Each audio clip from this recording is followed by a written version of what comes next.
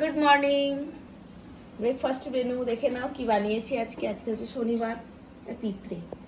আর দেখো আমার বর কালকে রাতে এসে বলছে আর রুটি পরোটা খেতে ইচ্ছা করছে না, একটু চাউ বা পাস্তা খাবে। কিন্তু চাউ পাস্তার জন্য আমার দিকে ফোকাস, হ্যাঁ, চাউ পাস্তার জন্য ওই ক্যাপসিকাম গাজর এইসব তো আনা নেই। আমি তাই বলেছি আজকে তুমি বাজার করে আনবে, কারণ আনহেলদি জিনিসকে হেলদি বানিয়ে তো দিতে হবে। সেই জন্য আমি বলি ওসব নিয়ে আসবে, কালকে বানিয়ে দেবো। আজকে বানিয়ে দিয়েছি আলুর পরোটা। এই দেখো, কিন্তু আলুর পরোটায় দেখো এক ফোঁটাও তেল নেই। আমার বরের জন্য রান্না করে না, অনেক ঝামেলা আছে। পরোটা খাবে কিন্তু তেল ছাড়া, সেই জন্য একদম অল্প অল্প তেল দিয়ে আমি আলুর পরোটা করে দিয়েছি। দেখো স্টাফিং, এই দেখো ভরে ভরে আলু। এখানে ওকে একটা দেবো, আর এখানে 3টে বানিয়েছি টিফিনের জন্য, কারণ ও সকালের খাবারটা না অনেক বেশি বেশি হয়ে যাচ্ছে, ও আবার ভুঁড়ি বেড়ে যাচ্ছে বলছে। সেই জন্য একটু কম কম খাবার দেবো।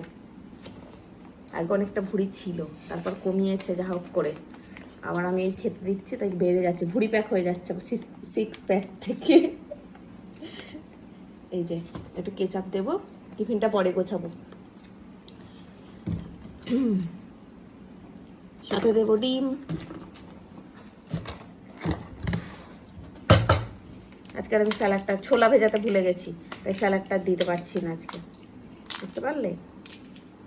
এমনি সমস্যা করে? হ্যাঁ কেটেছি বাবা, আমি তো কখন থেকে গুছিয়ে নিয়ে বসে আছি। আজকে তো ফোন এসছে সকাল সকাল, বকতে শুরু করেছে তো আর থামে না।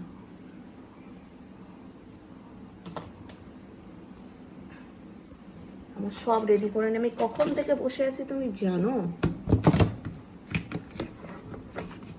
আমি বলেছি শুধু পরোটাটা একটা কম। দেখো অনেকক্ষণ কেটে রাখলেই কালো হয়ে যায়। এটা মায়েদের ওই কি একটা বড় সেই আম গাছ, এই বড় বড় আম আছে না, কি যেন নাম জানি না, এই ওইটা দিয়েছিল। এটা কাঁচা কাঁচা ছিল, দেখছি পেকে গেছে পুরো।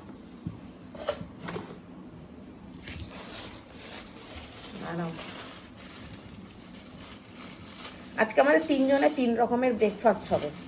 বাবুর জন্য ভাত বসিয়ে দিয়েছি, ও আলু সেদ্ধ ভাত, ডিম সিদ্ধ, ঘি এইগুলো খাবে। আমি কি খাবো দেখাচ্ছি। আর এই যে আমার জন্য দেখো একটা মিষ্টি আছে, ওটা আমার, ও দেখাওনি, এই যে আমার।